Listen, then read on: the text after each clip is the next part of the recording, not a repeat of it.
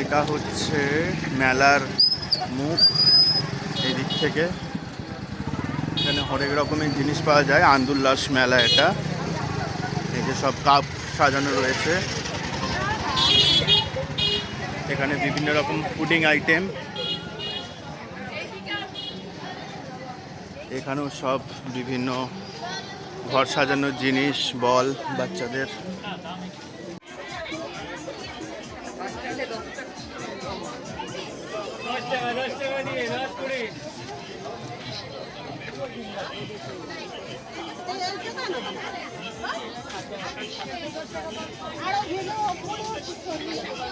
এই হচ্ছে শ্রী শ্রী লক্ষ্মী জনার্দন ঠাকুর রাস উৎসব। এটা হচ্ছে আন্দুল কুন্ডুবাড়ি যেটা রয়েছে সেইটারই একটা, ওদেরই বাড়িতে হয় এটা,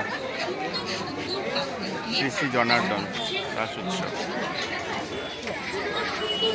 এই হচ্ছে এন্ট্রি গেট, আর এটা হচ্ছে বাইরের দিকটা।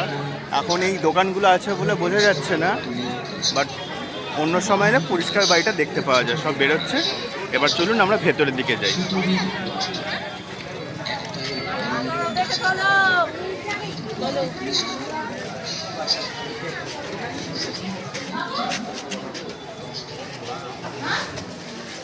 দেখতে পাচ্ছেন খুব সুন্দর করে সাজিয়েছে চারদিকটা, সবাই ছবি তুলছে এখানে। এই যে এই যে এই যে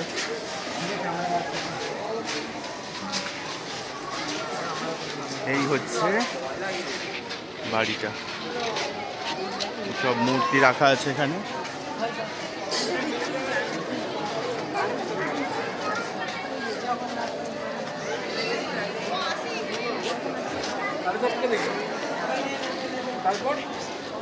প্রত্যেকটা মূর্তি সুন্দর করে সাজানো, আমি প্রত্যেকটা জিনিসই দেখাবো। এই যে অশোক কাননে বন্দি সীতার সম্মুখে শ্রীরামচন্দ্রের দূত হনুমান, প্রত্যেকটা ঘটনাবলী যেগুলো রয়েছে আমাদের পুরাণে সমস্তটাই সুন্দর করে এখানে তুলে ধরা হয়েছে।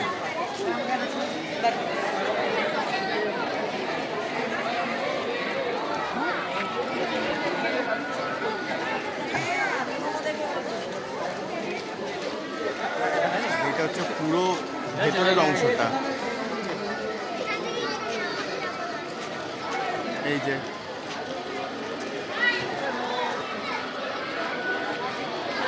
এখানে কার্তিক বড় না গণেশ বড়,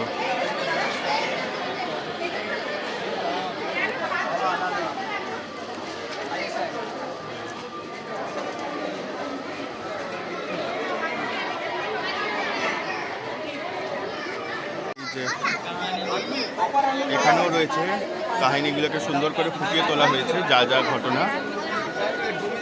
নীলাচলে মহাপ্রভু,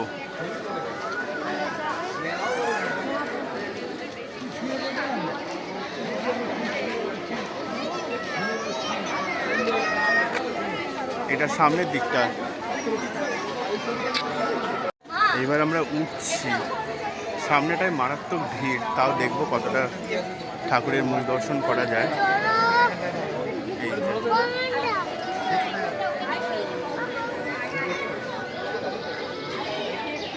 এই যে লক্ষ্মী জনার্দন গুরুরের মৃত্যু।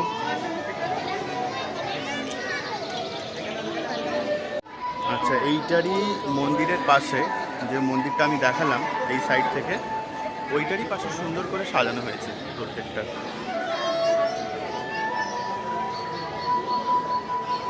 এখান থেকে দেখুন সব নিচে রয়েছে। এই যে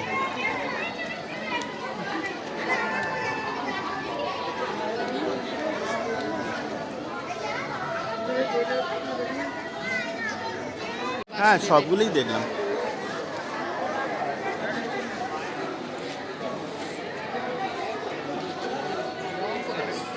ছবি তোলা হলো না ভেতরে। আচ্ছা, এইটা হচ্ছে আরেকটা দিক মেলার। এটার মাঠটার ভেতর আরেকটা ছোট্ট মাঠ আছে, এটা সেই দিকটা।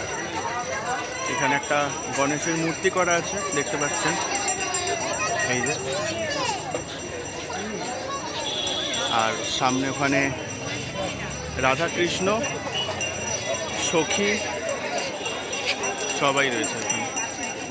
আমি দেখাচ্ছি ভিডিওটা। পুজো হচ্ছে এখন।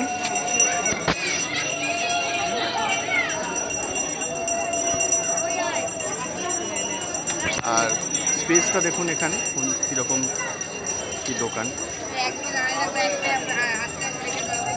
মনটা ভালো হয়ে যাবে এখানে এলে।